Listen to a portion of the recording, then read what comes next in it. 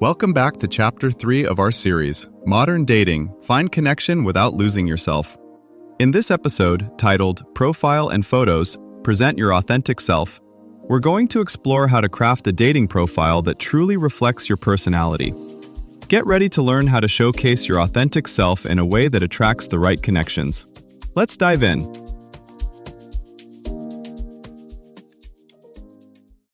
In less time than it takes to unlock your phone, most people have already decided if they'd date you, just from your first photo and a single sentence. You're not in the room to explain. So the real question is, what story is your profile telling before you ever say a word? Most people respond to this by polishing harder, better angles, smarter jokes, more optimized photos. But there's a catch. The more you curate, the easier it becomes to drift away from how you actually look, live, and connect. Research keeps finding the same pattern. Profiles that feel a bit too perfect might win quick swipes, but they're less likely to turn into real conversations, real dates, or real chemistry. Why? Because the moment something feels off, people pull back. Instead of trying to impress everyone out there, it's more effective to help the right people recognize you. That means recent photos that show your real life, bios that reveal how you think, not just what you like, and a consistent vibe between your images and words. Authenticity here isn't a moral issue. It's a strategy for attracting people who actually enjoy you in person. So if polishing isn't the answer, what is? Think less about selling yourself and more about calibrating expectations. The profiles that actually lead to easy, relaxed dates tend to do three things well. They narrow the audience instead of widening it.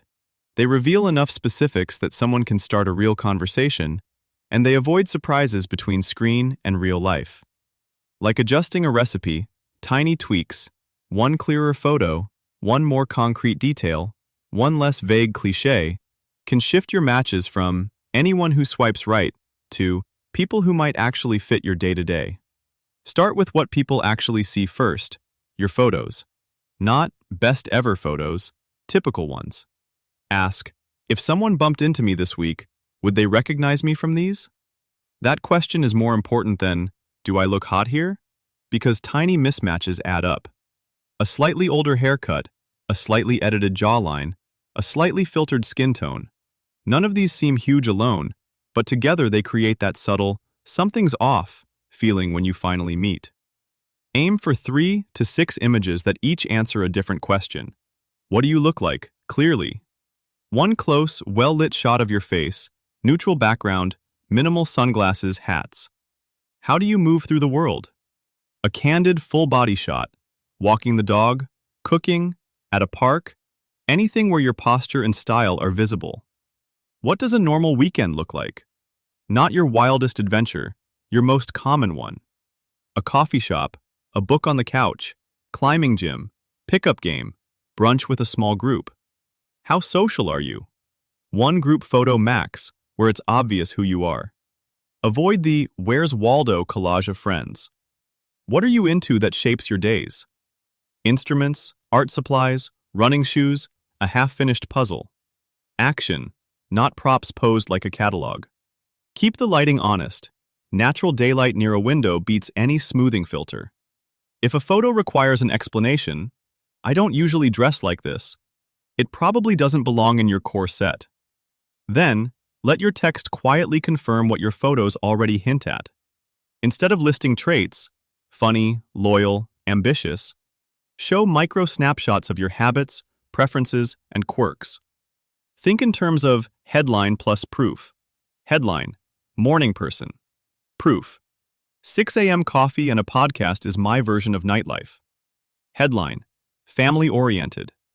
Proof, I never miss my niece's soccer games, even when it's freezing.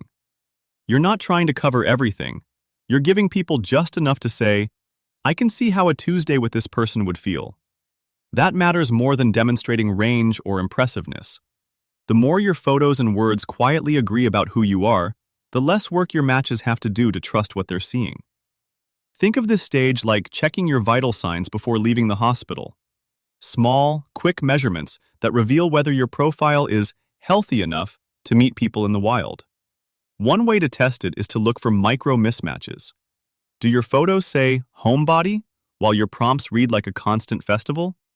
Does your love quiet nights in line sit next to 3 party shots? These aren't moral issues. They're tiny promises your profile can't keep. Try stress testing your profile with context questions. If someone only saw my photos, what assumptions would they make about my lifestyle, schedule, or social energy? Then ask, do my words support those assumptions, gently adjust them, or contradict them? If your pictures suggest busy, urban, late nights, but you're in bed by 10 most days, tweak one side or the other. When in doubt, add one concrete, present tense detail that anchors you in your actual week. A recurring ritual, a real constraint, or something you reliably look forward to. In the near future, authentic may stop being a vague vibe and become something apps actively measure. As AI gets better at spotting heavy filters and fabricated details, platforms can reward profiles that line up across time. Photos, prompts, even how you text. That might sound strict, but it favors people whose online selves already match their offline lives and shifts the game from performance to consistency. Less about dazzling strangers, more about being easy to trust over months, not minutes. Treat your profile as a living thing, not a finished project. As your routines, priorities, and sense of self shift, let your photos and words evolve too. Tiny updates, swapping in a new hobby shot, changing one line to match your current season, signal that you're present, not on autopilot. You're not carving a statue, you're tending a small garden that grows with you. Before next week, ask yourself, 1. If someone who really gets me looked at my current profile photos, which ones would they say feel most like me, and which ones feel like I'm performing a role, and why? 2. When I scroll my camera roll from the last 3 to 6 months, which 3 photos show me doing things I actually love, with real expressions, real settings, and what would change if I swapped those into my profile today? 3. If my profile photos could quietly say one message about who I am, for example, curious, playful, grounded, creative, what small tweak, changing one photo, background, outfit, or expression, could I make today so that message comes through more clearly?